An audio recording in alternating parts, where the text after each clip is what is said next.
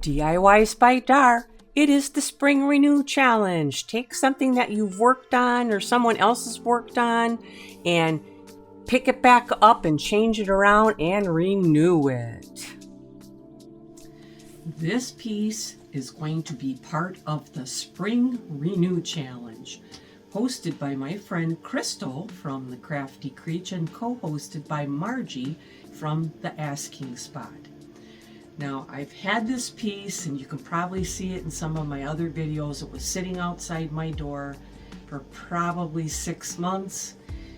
I started to put some molds on it. I wasn't liking it, so then it sat for another 4 months. Then IOD came out with one of their new molds that I don't know the name, I'm sorry, but it has a lot of leaves on it. And this piece was just causing sheer frustration for me because the only molds that I could find or had were ones that had really tiny little leaves.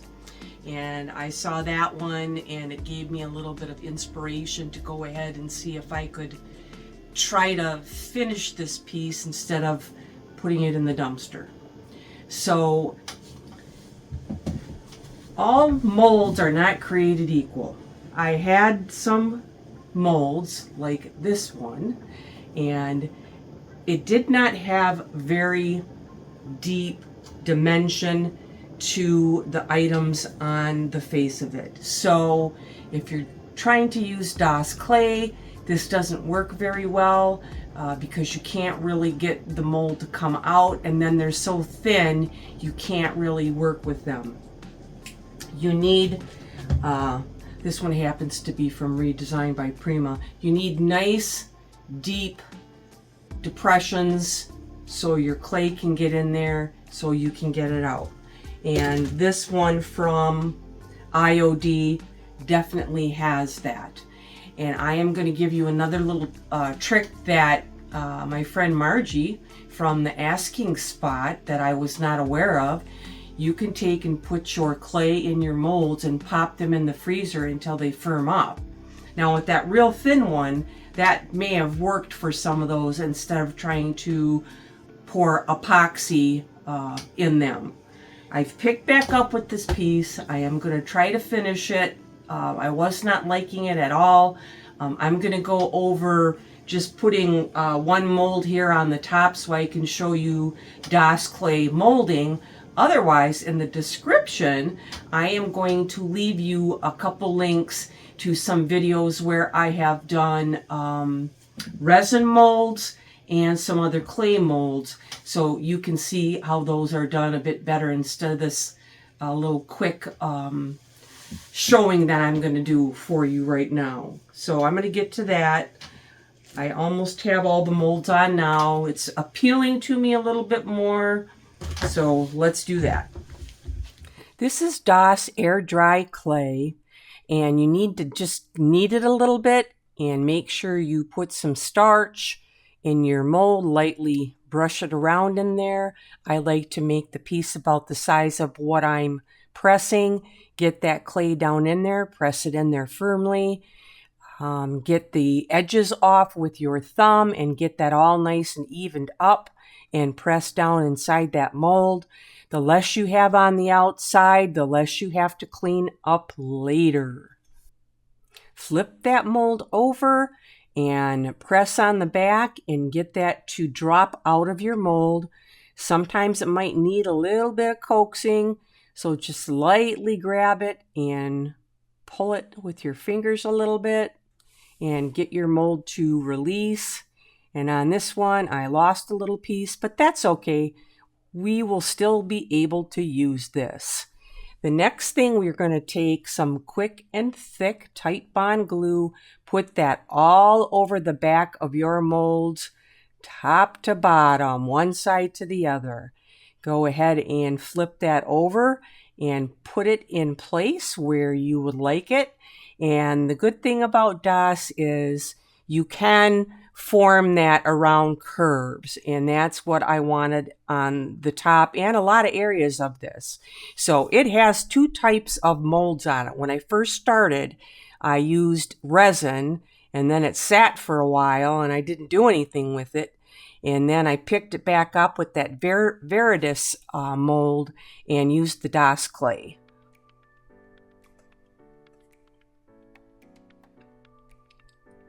If you want to smooth that out and get your glue, just take a brush with some water and brush around it. So now all of the molds are on, both epoxy and DOS. Pretty happy with the layout of the molds. There's some paint and some decoupage paper. First is I need to base this in with a primer, and I have Boss primer in white, and I only put one coat on this piece. Next is my chalk mineral paint from Dixie Belle in the color Weeping Willow. Notice the size of the brush. You need to get in all those little areas, and even after it dries, you're going to still see spots. You're going to have to go back in and fill them again. I had a little 2-inch roller, which came in very handy.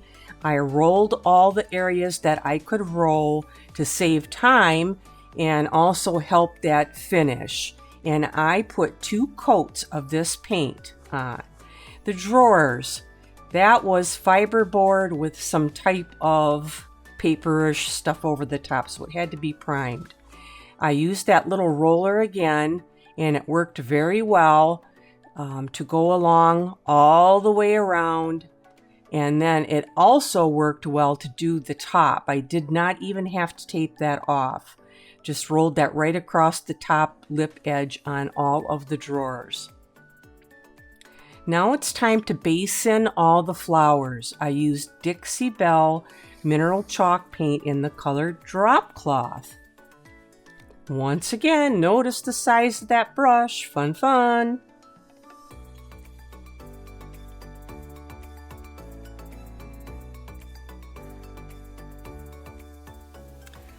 All the flowers are based in. All the leaves are based in.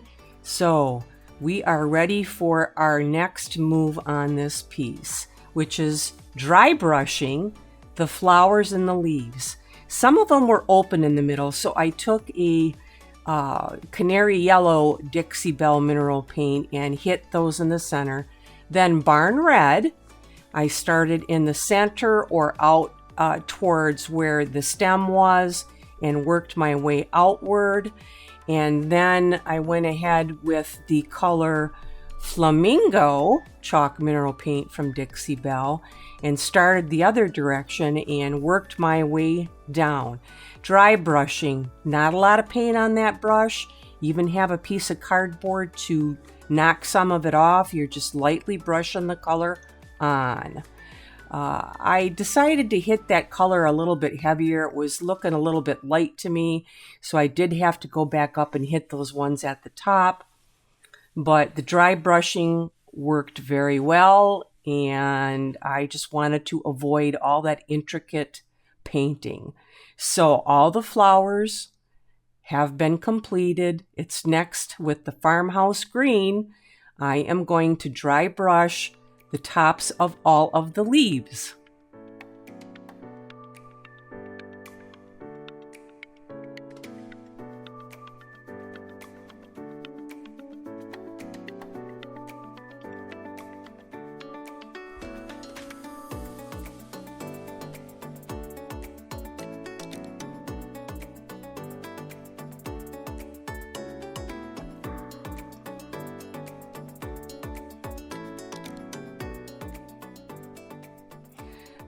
Wax, bear wax, brown wax, easy peasy wax.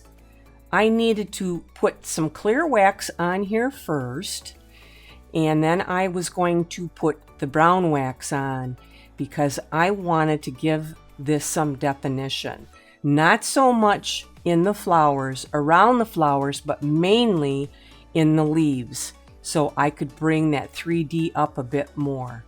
Then it was called wipe, wipe, wipe some more, and then even use a Q-tip. But you can see from the top compared to the bottom area the difference that putting that brown wax on makes. So it was well worth the trouble. There it is. That part's all finished. On to the next. We are going to decoupage. This is made by Marley Magic Paper and the design Hummingbird. And get your Mod Podge glue on, or whatever you're going to use. A nice moderate layer. Make sure the area is thoroughly covered, no lumps or chunks. And you're going to see I have a little magnet right there. And I could not take it off. There were rivets in it, so it had to stay. That's why I only put the paste that far.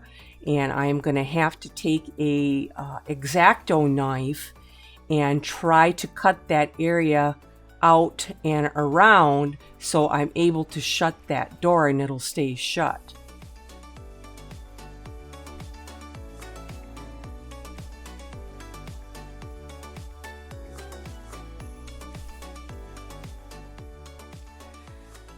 Find where you need to cut and always start in the middle and just make like a X or like a small like crossed area, and that will help. And then push it down around and cut it out the best you can.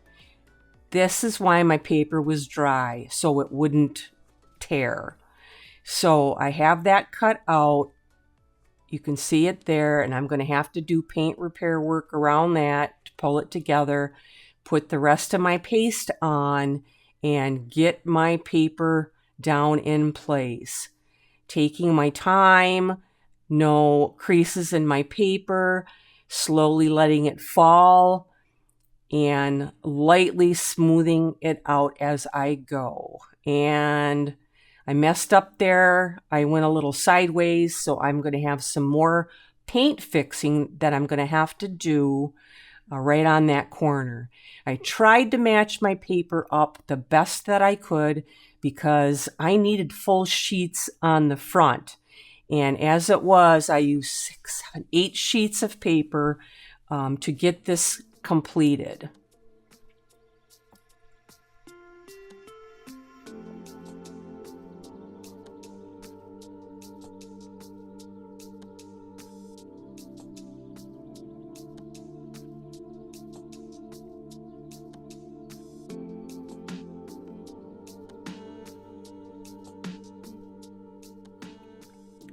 Now you can see that area there a little bit better where I missed. I went sideways. When that is dry, it's time to remove the excess paper. I have this nice little tool. I believe I got it from Amazon. I will leave the link in the description. 45-degree angle, always away from you. And I have a 220 grit sandpaper in this little device. And you are basically sanding it on the edge so it will tear away quite cleanly without any problems.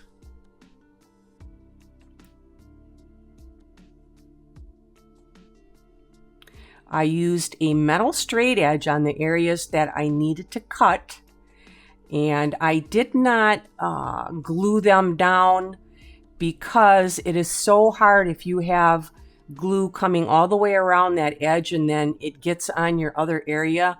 That decoupage paper is hard to remove. So I kind of left it just a bit loose on the end so I can go back and just put the decoupage underneath that area and all the way around it.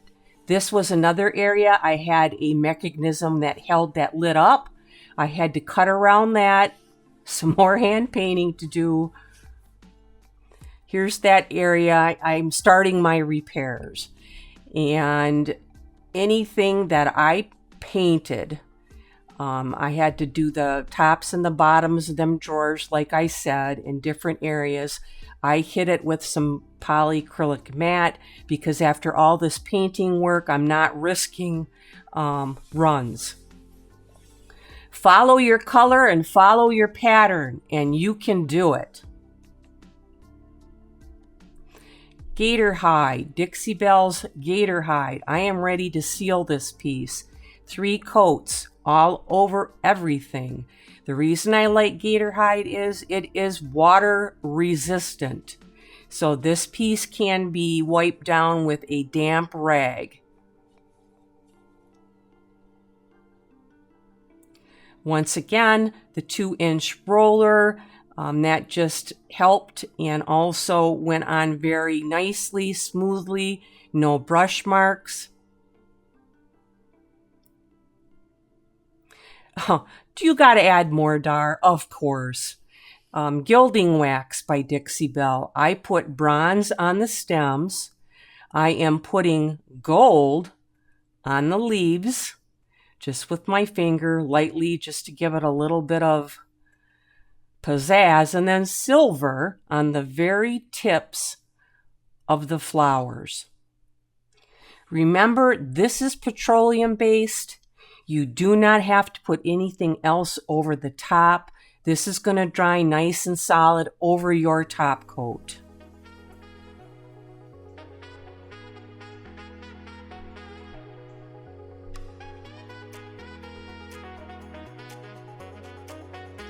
There is that poor sad little piece.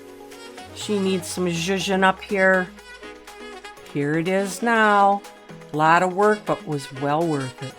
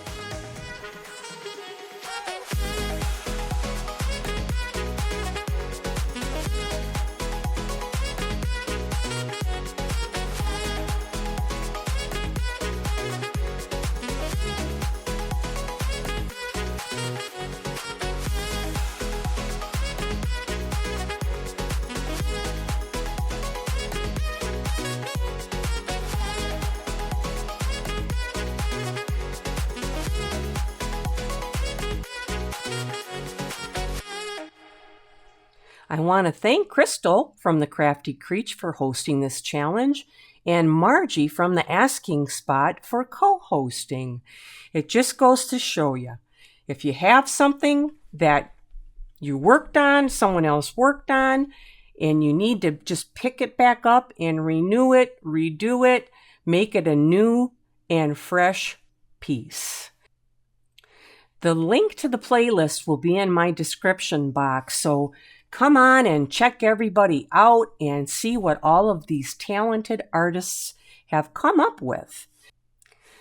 I will be here next Sunday at 7, hopefully, see what I come up with. It's not always furniture, it is also smalls for my booth. I want to thank you all for watching. Like and subscribe. See you next time.